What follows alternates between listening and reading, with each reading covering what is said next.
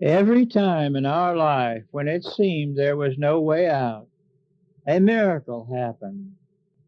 God came to our rescue. Soon word got around we were quarantined in and could not get out.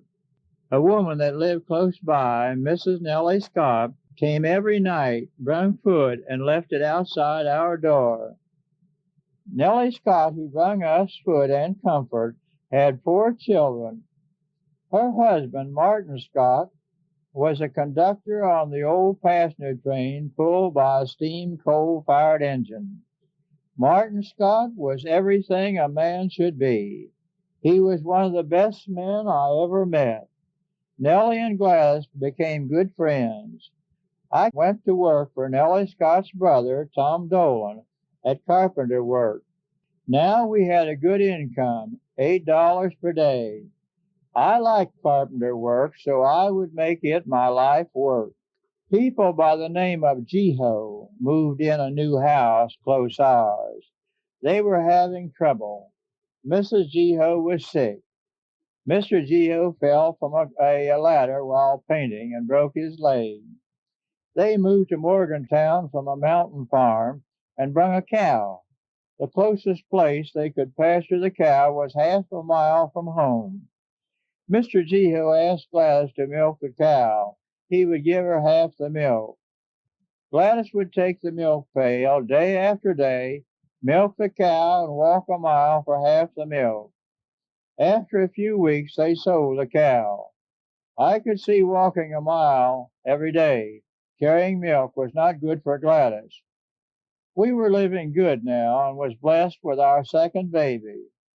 Like the first baby, the second baby was born at home, a healthy baby boy. The doctor said he sure is a fine boy. Have you a name for him? Gladys said, William Lemoyne Robinson. The William is for Earl's dad.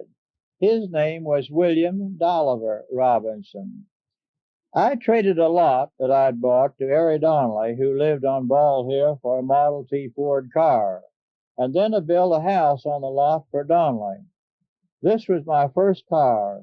It had 2 seats and a cloth top that looked like leather. The top would fold down. The windshield was 2 pieces of glass. When we wanted air, we opened the glass and let the air come in. The gas tank was under the front seat. We would take the seat out, put in gas, then put the seat back on the gas tank. When we run low on gas, I would back up the hills. To start the engine, we had a crank to turn the engine over. There was no battery in those days. We turned the motor fast enough to make a spark to fire the spark plugs. One Sunday, Gladys put Marjorie and Lemoyne in the car and got in. I cranked the engine and got in. We were on our way to Bald Hill to see Grandma Everly. I went around a curve in the road too fast, and a tire jumped off the wheel. I put the tire back on, pumped it full of air, and we were on our way again. Gladys sung little songs to the baby to keep him quiet. Up and down the hills and around the turns. The road was full of deep ruts. It was hard work driving, but we were happy. Grandma would see Lemoyne for the first time. Ray, Gladys's oldest brother, was married now and living in Morgantown. Marl lived with Grandma and did the farm work. Marl was a good boy and worked hard. He had beautiful curly hair. A neighbor of Grandma's asked Marl to go to work for him at a small coal mine. He told Marl you can make good money at the mine. Marl knew Grandma needed money to buy sugar, coffee, salt, and small things. It was hard to trade eggs and butter for everything that was needed. When we arrived, Grandma was crying. She did not want Marl to go to the mine. She asked Gladys to talk to him, but it was no use. Marl had made up his mind to go to work for Harry Donnelly, and that was it. This spoiled our trip. No happiness. Grandma crying. That evening we drove home. A few days later, Gladys received a call. Marl was burned at the mine and not expected to live. We lost no time driving to Bald Hill to Grandma. She was all broken up. She knew the end of happiness had come. Now she would be alone. There was no one to work the farm. She would spend her last days on the farm alone. She had a son, Sim Everly, living not far away, and he would see she was cared for. We drove back to town and went to the hospital. Marl was almost dead, burned all over his body. We were told the carbide light on his cap fell off on a large can of black powder, and the powder exploded. Marl was to live. He cried night and day for weeks. In those days, very little could be did to relieve pain. Doctors and nurses worked around the clock to save Marl. Gladys had a cousin, Otto Donnelly, living in Westover, a suburb of Morgantown. Otto Donnelly would give Gladys checks to the hospital every week to pay the bills. God's eye spared Marl's life. Marl stayed with us a while, then went back to Bald Hill. It was 1925, late fall, October. Gladys gave birth to our third baby. It was October the 12th. The new baby was a boy. Gladys named him Alton Mansell. Alton was healthy, except he was a little bluish. I was working on a new building in Morgantown. Now, Alton was 10 months old now. One evening I come home from work. It was a hot August day. Gladys was holding Alton. He looked at me and said, "Dad, Dad," and held out his little arms to me.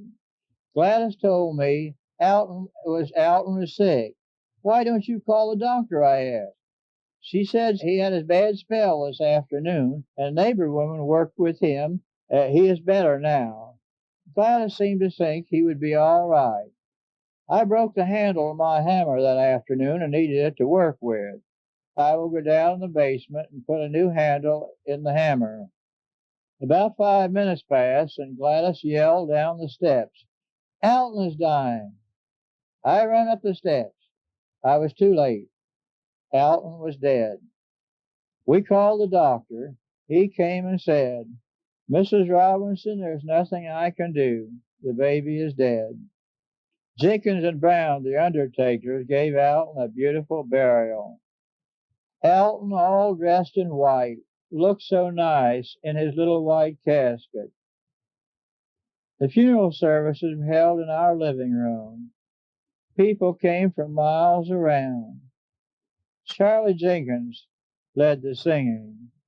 Softly and tenderly, Jesus is calling, "Come home, come home, Alton, come home."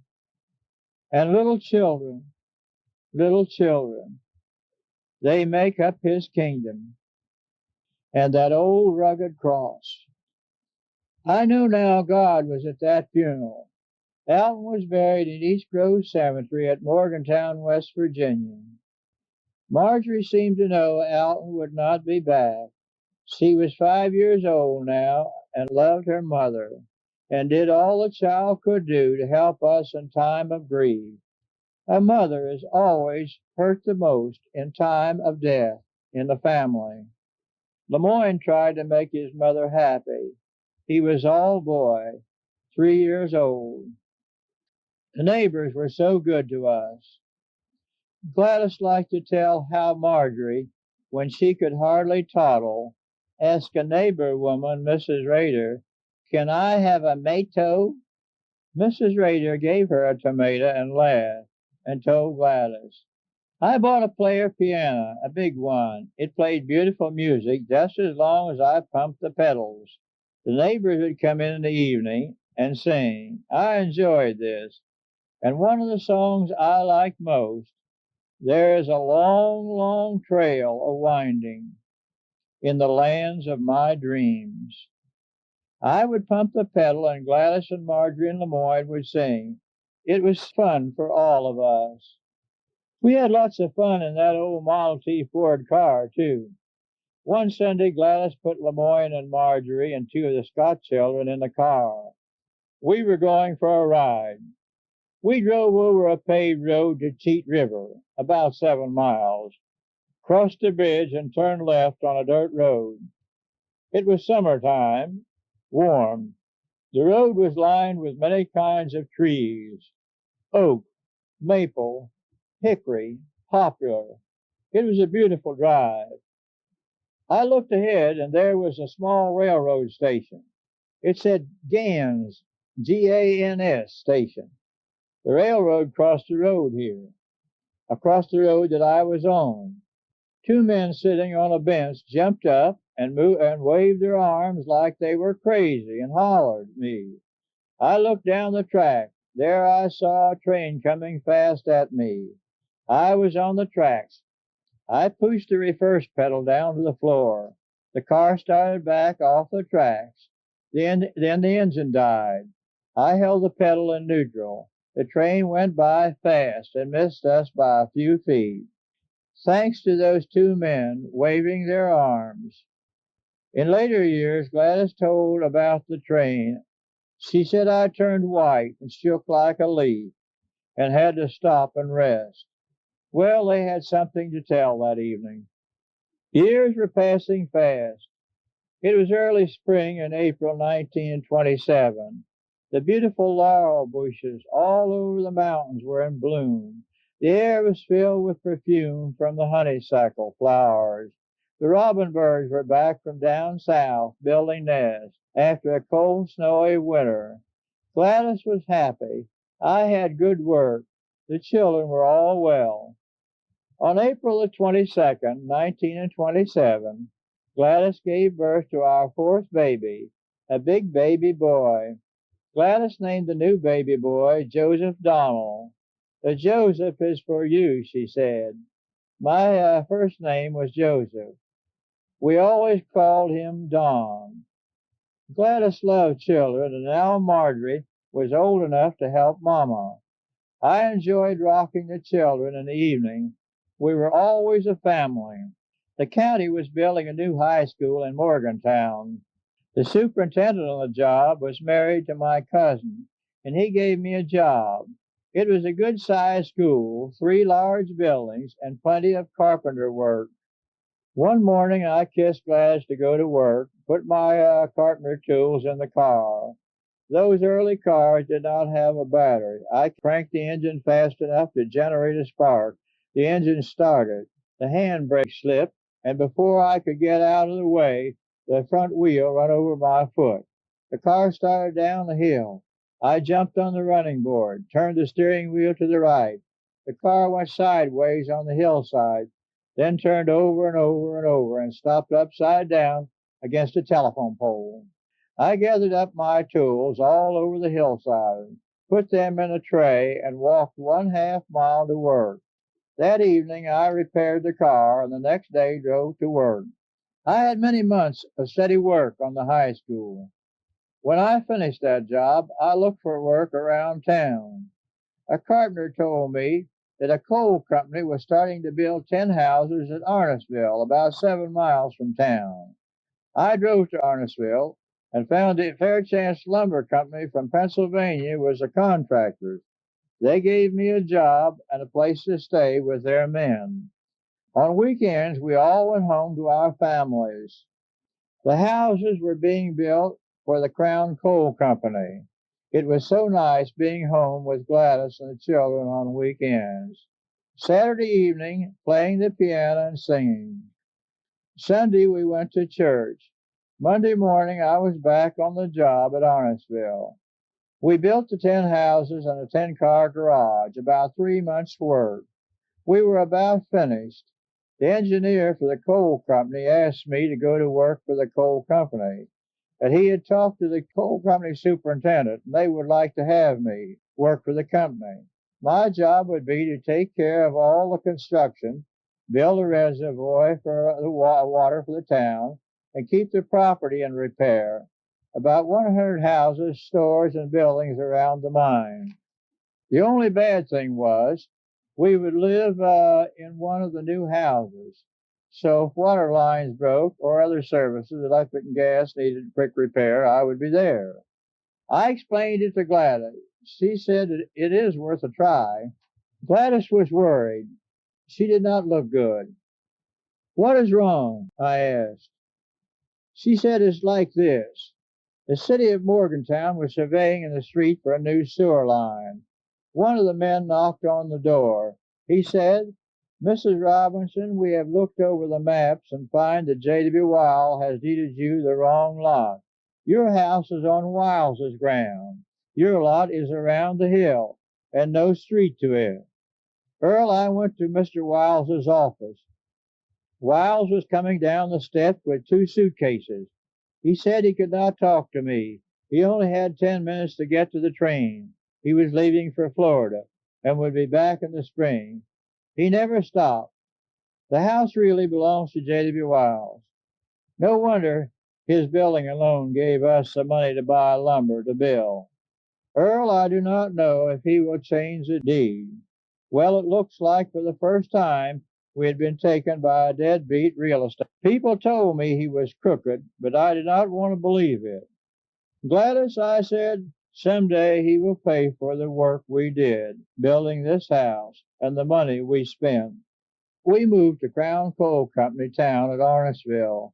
There was no room for the big piano, so we left it in Morgantown. The new house was small, about 24 feet square, 4 rooms. Gladys used one room for a kitchen and dining room and one for a living room. We had no bathroom, no water in the house. A coal house and toilet were just above the house. One hydrant between the houses gave water to 2 families. It was like moving back to a farm. I liked my work, plenty to do. The mine was only 2 years old, and the men that worked there was like a family. You knew everyone by their first name. We had a good company store, well stocked. You could get furniture, stoves, clothes, groceries, anything. If they did not have what you wanted, they would get it. The prices were the same as in town.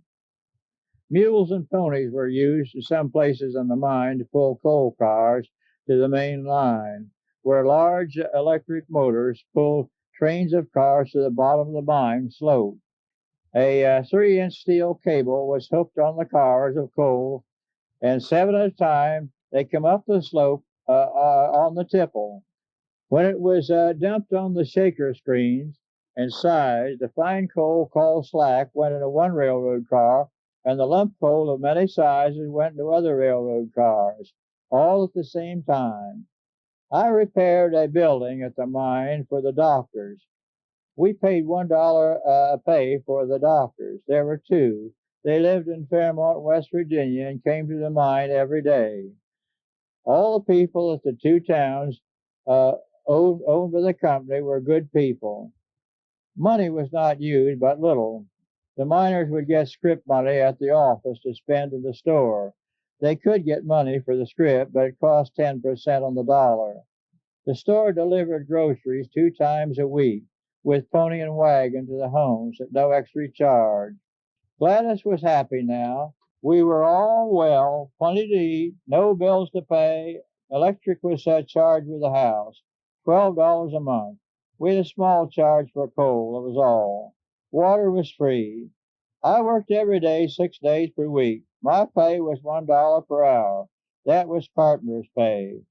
I bought our first radio. The name of the radio was Atwater Kent. It had a horn on it that made it loud. Gladys would turn a knob and a man would say, "This is KDKA, Pittsburgh, Pennsylvania, bringing you Amos and Andy and their troubles driving the taxicab." It was a funny show. The children would laugh and laugh. It was a show the whole family would enjoy. Fairmont, West Virginia built a radio station and played live music, good old fiddle music. Minnie Pearl and Grandpa Jones would sing and tell funny jokes. This radio brought us a lot of happiness in the evenings. Gladys loved bananas, so just before Christmas I asked the store manager to get me a big pot of ripe bananas. The store boy delivered them and put them under the house while I talked to Gladys and the children so that they would not see the bananas. Christmas night, we decorated the pine tree. It was so pretty.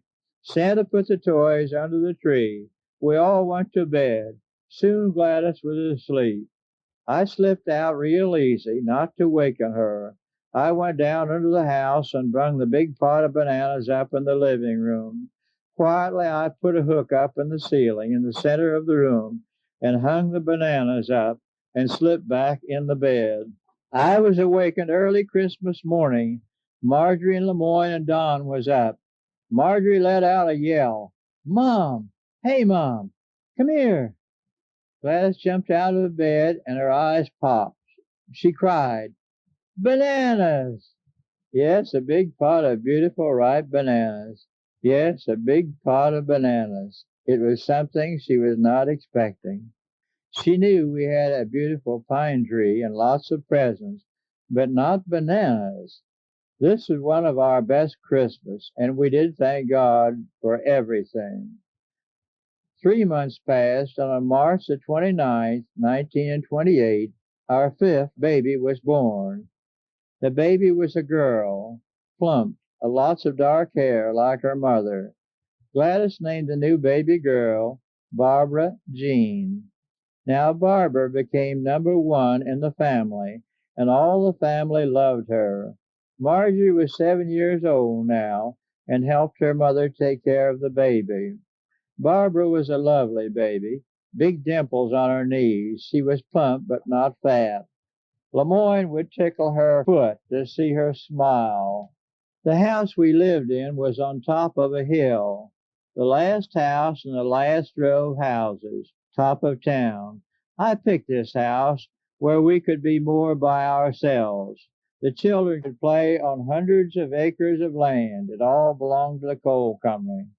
Gladys missed the gas and the water in the house. She did have a front porch overlooking the town and coal mine. She did all the washing by hand on the back porch in the warm weather. Gladys never complained and never talked about anything but what we were doing, living one day at a time. I look back now and see a coal miner just tried to live to feed his family and never have anything except a few clothes and a little furniture he could move from mine to mine, always hoping to find a better place to work and never finding it. Pick and shovel, old mining clothes, dark, dirty, wet places to work with cracks in the roof overhead, ready to fall. It was a hard life and paid little in those days. Gladys and the children had it better, plenty to eat and most everything they wanted. I worked every day. One of the worst things was the school at Arnottsville. It was a mile to walk. When the snow was on, children could not get to school. There was no buses and few cars. The winters were cold and lots of snow and ice. My work in the winter was bad. Water lines would freeze at the hydrants where they came out of the ground. The hydrants should drain the water out so it would not freeze. Sometimes it did not work. The water would freeze all over town in zero weather. The people must have water. I would almost freeze working outside. How wonderful it was to go home in the evening. Gladys with a big smile and plenty of hot water on the stove and cooking hot. Gladys would help me get the heavy clothes and shoes off. After a hot supper, we'd all get around the big pot-belly stove in the living room, talk and sing. Sometimes the radio would work and we would listen to the Grand Ole Opera at Fairmont, West Virginia at the Armory. The children would have plenty to tell me all their troubles, how LeMoyne dumped the sled and Don came in crying. We were all happy at the end of the day. As I write this book many years later, sitting here in my home all alone, here in Florida, with the sun shining, that ice and snow in the winter seemed like a dream. Springtime came, and how beautiful it was after a cold, snowy winter. Leaves coming on the trees and the hills covered with dandelions and violets, the first flowers. The people in the town seemed to have new life, cleaning windows and painting things up. New life, almost like being born again. New hope and faith in God and country. Gladys was happy. She said, I'm not safe to pick berries this year. I sure would like to have enough. Summer came, and on July the 19th, 1929, Gladys gave birth to our sixth baby, and like all the other babies, she was fat as a butterball. Now the children loved her. Gladys named the new baby girl Donis Lorraine. The children welcomed Lorraine to the family. She brought new joy to all of us. God was to give us a large family and to help us when times got bad and there was no money and no food. God always came. He never failed. We had 3 girls and 2 boys living now. There was never a dull moment at home. One day the children caught a baby groundhog, or whistle pig as they're called in the mountains, and brung it home. Lemoyne said, "Can we keep it, Mom?" Gladys could not say no. All the children wanted it. They fed it milk, and soon it was in everything in the house. It would climb up on Gladys's lap when she was not looking and tear holes in her stockings. She would put it outside. One day it made itself a door by making a hole in the screen door. Now it could go out when it wanted to. One day it left and never came back. Gladys liked the pig, but was glad it was gone. Early one morning I was on my way to the mine office and passed the store manager, Mr. Gus Boyers. I said, "Good morning, Mr. Boyers." He just grunted, "Hello." I went to the office and said good morning to the bookkeeper, and like Mr. Boyers, he just grunted. I went to the machine shop and asked Mr. Wilson, the electrician, what was wrong with the store manager and bookkeeper. Mr. Wilson told me the stock market crashed and they had lost every dollar they had. They are broke. Before the crash, they were happy, making fast money. The rest of us, working by the hour, could not buy stock, so it did not hurt us, at least not then.